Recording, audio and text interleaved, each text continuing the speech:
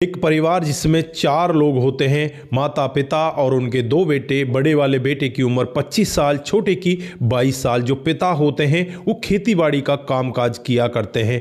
दोस्तों, यहाँ पर बेटे तो बिल्कुल निठल्ले ही रहते हैं, वो पिता के ऊपर ही अपने जीवन को आगे चला रहे होते हैं। लेकिन एक दिन होनी को कुछ और ही मंजूर होता है। जो पिता होता है वो पैरालाइज हो जाता है और उसके बाद वो चारपाई पर आ जाता है। दोस्तों, यहाँ पर बेटे अब जमीन बेचकर पिता का इलाज तो करवाने लगते हैं, लेकिन पिता यहां पर उनको इस तरह से भारी पड़ने लगता है क्योंकि माता पिता हर दिन उससे यही कहा करते कि तुम लोग दोनों के दोनों निठल्ले हो, नक्कारा हो, तुम कुछ कर लो जिससे आगे तुम्हारा भला हो जाएगा, तुम्हारा ब्याह शादी हो जाएगा। लेकिन उन लोगों के दिमाग में कुछ और ही चल रहा होता है और एक दिन वो इतने ज़्यादा क्रूर हो जाते हैं, अपने माता पिता की वो गला दबाकर हत्या कर देते हैं। दोस्तों, उसके बाद वो वहाँ से निकलते हैं और निकलकर सीधे वो शहर भागने वाले थे, लेकिन तुरंत ही 1 घंटे बाद उनके साथ भी कुछ ऐसा होता है, उन दोनों की भी जान चली जाती है।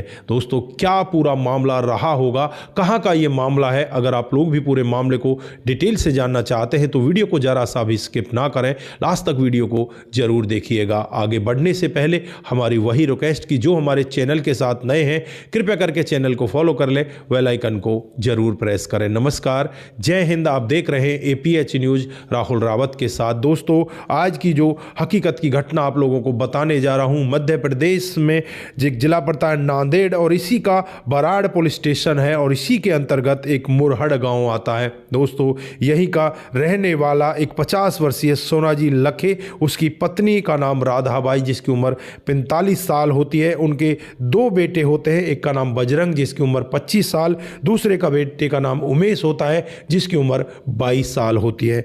दोस्तों, घर परिवार इनका अच्छे से चल रहा होता है। जो राधाबाई होती है वो हर दिन मंदिर जाया करती और वहां पर भगवान की पूजा अर्चना किया करती। जो राधाबाई का स्वभाव होता है बहुत ही अच्छा होता है, वो भगवान के प्रति बहुत ही ज़्यादा श्रद्धालु होती है। वो हर दिन मंदिर जाया करती और वहां पर पूजा अर्चना किया करती। दोस्तों, वहाँ पर और भी जो लोग मंदिर में आते हैं, इस महिला की कई सारी महिला दोस्त भी बन जाती हैं और यहाँ पर इससे वो अच्छे से बातचीत किया करती और इससे शिक्षा भी लिया करती कि ये बीमार भी हो जाए फिर भी ये मंदिर आने से नहीं रुकती, हर दिन ये मंदिर आती है। दोस्तों, ऐसे ही धीरे धीरे समय बीतता है और 25 दिसंबर 2025 आ जाता है और आज यहाँ पर काफ़ी समय बीत चुका था, मंदिर में ये महिला पहुँचती ही नहीं जो राधाबाई होती है। जो इसकी साथ की महिलाएं होती पूजा पाठ तो करती हैं, लेकिन पूजा पाठ में भी इनका मन नहीं लग रहा था क्योंकि आज इन्हें राधाबाई यहाँ पर दिखाई नहीं दे रही थी। अब ये सीधे के सीधे सारी महिला वहाँ से उठकर राधाबाई के घर जाती हैं। उन्हें लग रहा था कि शायद आज राधाबाई की तबीयत कुछ ज़्यादा खराब हो गई है जिस वजह से वो यहाँ पर नहीं आई है। जैसे ही वहाँ पर दरवाजे को बजाया जाता है, अंदर से कोई आवाज़ नहीं आती। फिर ये दरवाजे में थोड़ा सा धक्का लगाते हैं तो दरवाज़ा खुल जाता है क्योंकि दरवाज़ा अंदर से बंद ही नहीं था। अब ये महिला अंदर जाकर देखती हैं जो राधाबाई है वो एक चारपाई पर लेटी हुई है और उसकी सांसें थम चुकी हैं। ये हाथ को देखती हैं, उसके दिल पर हाथ रख कर देखती हैं, कई तरह से जांच पड़ताल करती हैं। थोड़ी सी आगे की तरफ अपनी नज़र उठाकर देखती हैं, जो इसका पति होता है सोनाजी लखे, वो भी यहाँ पर इसी तरह से चारपाई पर लेटा हुआ है। आनन फानन में ही यहाँ पर शोर मच जाता है, चारों तरफ चिल्ला चोट हो जाती है कि राधाबाई को पता नहीं क्या हो गया, उसके पति को पता नहीं क्या हो गया, उसके बेटे भी यहाँ पर नहीं हैं। दोस्तों, अब यहाँ पर आनन फानन में ही इन दोनों को उठाया जाता है, उठाकर नज़दीकी हॉस्पिटल में भागकर ले जाया जाता है, लेकिन डॉक्टर साहब इन दोनों को मृत घोषित कर देते हैं। दोस्तों, अब चारों तरफ चिल्ला चोट हो जाती है कि एक परिवार के अंदर 2 लोग कैसे मर गए, पता नहीं हुआ क्या है। दोस्तों, पूरे गांव में हल्ला मच जाता है। डेड बॉडियों को पोस्टमार्टम के लिए भेजा गया था और अब यहाँ पर इनके बेटों के बारे में पुलिस जांच पड़ताल करने लगती है कि इनके 2 बेटे हैं, वो बेटे कहाँ गए।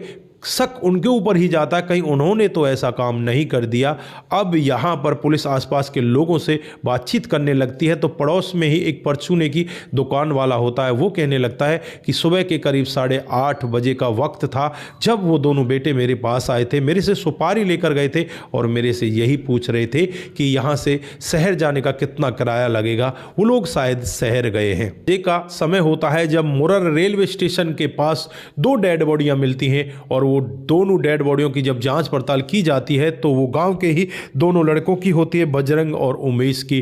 दोस्तों गांव के लोग बाग ये पूरा दृश्य देखकर एकदम से कांपने लगते हैं। सभी लोग यहां पर कहने लगते हैं कि पता नहीं अब होगा क्या। एक ही परिवार के 4 लोग थे, चारों के चारों लोग इस जहां को छोड़कर जा चुके हैं। दोस्तों अब यहां पर चारों तरफ बहुत सारे सवाल घूमने लगते हैं। पुलिस वालों के जहन में भी बहुत सारे सवाल होते हैं, आसपास के लोगों के जहन में भी बहुत सारे सवाल होते हैं। और जब आसपास के लोगों से जांच पड़ताल की जाती है तो पता चलता है कि ये दोनों लड़के बिल्कुल नक्कारा थे, ये कामकाज करते ही नहीं थे।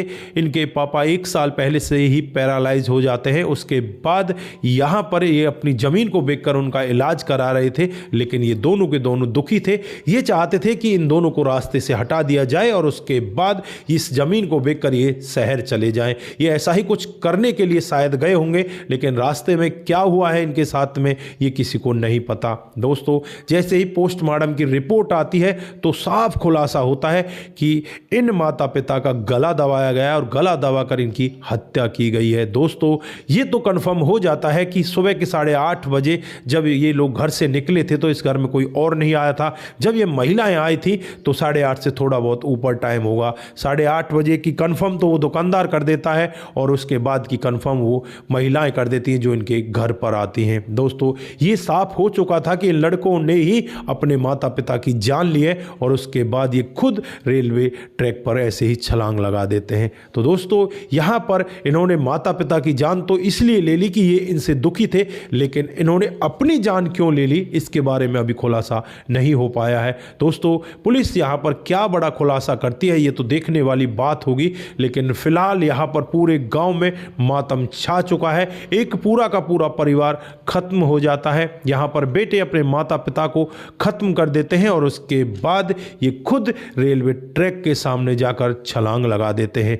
दोस्तों यहाँ पर आप लोग क्या कहना चाहते हैं, क्या कहना चाहते हैं इन माता पिता के बारे में? क्या माता पिता उनसे जो कह रहे थे कि बेटा कुछ कर लो तुम्हारा ब्याह शादी हो जाएगा, या माता पिता ने ये कहकर बहुत बड़ी गलती कर दी? दोस्तों जिन माता पिता ने बेटों को पाल पोस कर बड़ा किया कि बुढ़ापे में वो उनका सहारा बनेंगे और वो ही बेटे बुढ़ापा आने से पहले इन माता पिता को इस दुनिया से विदा कर देते हैं। तो दोस्तों ऐसे कलयुगी बेटों के लिए आप क्या कहना चाहते हैं? हालांकि कि वो बेटी भी अब इस जहां में नहीं है।